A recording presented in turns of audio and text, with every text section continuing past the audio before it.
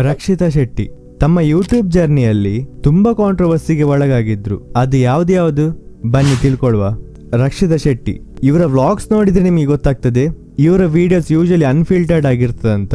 ಈ ತರ ಮಾಡೋದ್ರಿಂದ ಇವರು ಕೆಲವು ಕಾಂಟ್ರವರ್ಸಿಗೆ ಒಳಗಾಗಿದ್ರು. ಒಂದು ಆನ್ 1 ಜೂನ್ 2022 ಇವರೊಂದು ವಿಡಿಯೋ ಅಪ್ಲೋಡ್ ಮಾಡಿದ್ರು ಬೈ ದ ನೇಮ್ ಮುಸ್ಲಿಂ ನಿಕ್ಕಾ. ಎಲ್ಲಿ ಇವರು ಅವರ ಒಂದು ರಿಲೇಟಿವ್ ನ ಮುಸ್ಲಿಂ ಫ್ರೆಂಡ್ ನ ಮೆಹಂದಿ ಅಟೆಂಡ್ ಮಾಡ್ಲಿಕ್ಕೆ ಹೋಗಿದ್ರು ಅಂಡ್ ಅದರ ವ್ಲಾಗ್ ಮಾಡಿ ಅಪ್ಲೋಡ್ ಮಾಡಿದ್ರು. ಅಂಡ್ ಅದೊಂದು ನಾರ್ಮಲ್ ವಿಡಿಯೋ ಆಗಿತ್ತು ಅಂಡ್ ಅದರಲ್ಲಿ ಏನು ಪ್ರಾಬ್ಲಮ್ಯಾಟಿಕ್ ಸ್ಟೇಟ್ಮೆಂಟ್ಸ್ ಇರ್ಲಿಲ್ಲ. ಬಟ್ ವಿಡಿಯೋ ಅಪ್ಲೋಡ್ ಮಾಡಿದ್ಮೇಲೆ ಅವ್ರ ಅರೌಂಡ್ ಒಂದು ಕಾಂಟ್ರವರ್ಸಿ ಸ್ಟಾರ್ಟ್ ಆಯ್ತು. ಲೈಕ್ ಅವರೊಂದು ಹಿಂದೂ ಹುಡುಗಿಯಾಗಿ ಮುಸ್ಲಿಂ ಮೆಹಂದಿಗೆ ಹೋದ್ರು ಅಂಡ್ ಅವರೊಂದು ಹಿಂದೂ ಆಗಿ ಮುಸ್ಲಿಂ ರಿಲಿಜನ್ ಅನ್ನ ಪ್ರಮೋಟ್ ಮಾಡ್ತಿದಾರಂತ. ಸಿಚುವೇಶನ್ ಎಲ್ಲಿ ತನಕ ಹೋಯ್ತಂದ್ರೆ ಅವರ ಮೇಲೆ ಒಂದು ಪೊಲೀಸ್ ಕಂಪ್ಲೇಂಟ್ ಆಗ್ಲಿಕ್ಕಿತ್ತು. ಕೇಸ್ ಮುಟ್ಟಾಲ ಪೋತುಂಡವೆ ಎನ್ನ ಇಲ್ಲದವಳು ನಿಂತೀನಿ ಅವು ಕೇಸ್ ಪಾಡುವೆ ಅಂದು ಯಾನ್ ಮಾತ್ರ ಗೆತ್ತು ಜತೆ ವಿಡಿಯೋ ಎಂಕ್ ಪಂಡ ಯಾನ್ ಮಿನಿ ಅವು ವಿಡಿಯೋ ಗೆತ್ತಿತ್ತಡ ಮಿನಿ ಯಾನ್ಲ ಐಕೆ ಯಾನ್ ಮ್ಯಾಚ್ ಆತ್ವೆ ಪಂಡ ಯಾನ್ ಒಂಜಿ ಪಾರ್ಶಿಯಲೇಟ್ ಮಲ್ತೊಂದುಲ್ಲೆ ಪಂದ್ ಐಕನ್ ಗೆತ್ತಿನಿ ಇಚ್ಚಿ ವಿಡಿಯೋ. ಬಟ್ ಅವ್ರು ಆ ಸಿಚುವೇಶನ್ ತುಂಬಾ ಸ್ಮಾರ್ಟ್ ಆಗಿ ಹ್ಯಾಂಡಲ್ ಮಾಡಿದ್ರು. ಲೈಕ್ ಅವ್ರಿಗೆ ಎಲ್ಲ ಕಡೆಯಿಂದ ಪ್ರೆಷರ್ ಬೀಳ್ತಿತ್ತು ಆ ವಿಡಿಯೋನ ಡಿಲೀಟ್ ಮಾಡ್ಲಿಕ್ಕೆ. ಬಟ್ ಅವ್ರು ಅವರ ಸ್ಟ್ಯಾಂಡ್ ಅನ್ನು ಯಾವತ್ತೂ ಬಿಟ್ಟು ಕೊಡ್ಲಿಲ್ಲ. ಅಕಸ್ಮಾತ್ ಅವ್ರು ಆ ವಿಡಿಯೋನ ಡಿಲೀಟ್ ಮಾಡಿದ್ರೆ ಅವರು ರಾಂಗ್ ಪ್ರೂವ್ ಆಗ್ತಿದ್ರು. ಬಟ್ ಅವ್ರು ಹಾಗೆ ಮಾಡಲಿಲ್ಲ. ಆ ವಿಡಿಯೋ ಈಗ ಸಹ ಯೂಟ್ಯೂಬ್ ಅಲ್ಲಿ ಉಂಟು, ನೀವು ಬೇಕಾದ್ರೆ ನೋಡ್ಕೊಳ್ಬಹುದು. ಇನ್ನೊಂದು ಕಾಂಟ್ರವರ್ಸಿ, ಯಾವಾಗ ಅವರು ಬ್ಯಾಂಗ್ಳೂರಿಗೆ ಹೋಗಿದ್ರು ಅಲ್ಲಿ ಸಹ ಒಂದು ಕಾಂಟ್ರವರ್ಸಿ ಆಗಿತ್ತು as usual.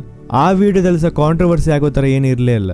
But in one particular part ಅವರು ಲ್ಯಾಂಗ್ವೇಜ್ ಬಗ್ಗೆ ಒಂದು ಆಟೋ ಡ್ರೈವರ್ಗೆ ಏನು ಹೇಳಿದ್ರು.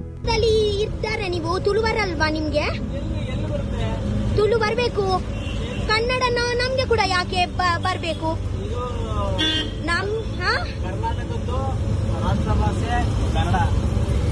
ನನ್ನ ಕರ್ನಾಟಕದಲ್ಲಿ ನನ್ನ ಮ್ಯಾಂಗ್ಳೂರಲ್ಲಿ ನನ್ನ ರಾಷ್ಟ್ರ ಭಾಷೆ ತುಳುನಾಡು. ಅಂಡ್ ಅವರಿಬ್ರು ಕ್ಯಾಶುವಲಿ ಹೀಗೆ ಮಾತಾಡ್ತಿದ್ರು. ಬಟ್ ಕೆಲವರು ಅದನ್ನ ಔಟ್ ಆಫ್ ಕಾಂಟೆಕ್ಸ್ಟ್ ತಗೊಂಡು ದೊಡ್ಡ ವಿಷಯ ಮಾಡಿದ್ರು. ಕನ್ನಡದ ಬಗ್ಗೆ ಏನೋ ಒಂದು ಮಾತಾಡಿದ್ರಿ ಅಂತ ಹೇಳಿ ಬೇರೆ ಬೇರೆ ರೀತಿ ಟ್ರೋಲ್ ಮಾಡ್ಕೊಂಡಿದ್ರು. ಅದೇ ರಿಕ್ಷಾ ಅದೇ ಹಾಗೆ ಏನಿಲ್ಲ, ಲೈಕ್ ಹೇಗ ಎಡಿಟಿಂಗ್ ಉಂಟು, ನಾನು ಹೇಗ ಮಾತಾಡಿದ್ದೀನಲ್ವಾ ವ್ಲಾಗಲ್ಲಿ, ಹಾಗೆ ಅಂತ ತಪ್ಪಿದ್ರೆ ನಾನು ಹಾಗೇನೆ ಲೌಡೇ ಹಾಕುದು. ಪ್ಲಸ್ ಅವರು ಕೂಡ ಎಷ್ಟು ಕಂಫರ್ಟೇಬಲ್ ಇದ್ದಾರೆ ನಮ್ಮ ಜೊತೆಗೆ. ನಾವು ಇಬ್ರು ಎಷ್ಟು ಕಂಫರ್ಟೇಬಲ್ ಮಾತಾಡಿದೀವಿ, ಎಷ್ಟು ಆಗ ನಂತರ ಕೂಡ ಎಷ್ಟು ಕನ್ವರ್ಸೇಷನ್. ಬಟ್ ನಾನು ಎಷ್ಟು ಶೋ ಮಾಡಿದ್ದೀನಿ, ಜನರು ಜಡ್ಜ್ ಮಾಡಿದ್ದಾರೆ. ಓ ನಾನು ಕನ್ನಡಗೆ ಹೀಗ ನಾನು ಜಸ್ಟ್ ಹೇಳಿದ್ದೀನಿ ಅವರಿಗೆ ಕನ್ನಡ ಬರ್ಬೇಕಲ್ವಾ ನಿಮ್ಗೆ, ನನ್ನ ವಾಯ್ಸ್ ಲೌಡು ಗೊತ್ತಾಯ್ತಾ. ಬಟ್ ನಾನು ಹಾಗೆ ಅವರಿಗೆ ಬೈಲಿಲ್ಲ ನೀವು ತುಳು ಕಲಿಸ್ಬೇಕು, ಇಲ್ಲ ಅವರು ನನಗೆ ಹೇಳಿದ್ದಾರೆ ನೀವು ಕರ್ನಾಟಕದಲ್ಲಿ ಇಲ್ಲ ಕನ್ನಡ. ಸೊ ನಾನು ನನ್ನ ಫ್ರೆಂಡ್ ಜೊತೆಗೆ ತುಳು ಮಾತಾಡುವುದು ಗೊತ್ತಾಯ್ತಾ. ಆದ ನಂತರ ಅವರು ನನಗೆ ಕೇಳಿದ್ರು ತುಳು ಎಂತ ಭಾಷೆ ಮಾತಾಡ್ತಾ ಇದ್ದಾರೆ, ನಾನು ಹೇಳಿದ್ದೀನಿ ತುಳು ಭಾಷೆ ಮಾತಾಡ್ತೀನಿ ಇದ್ದಾರೆ ಅಂತ.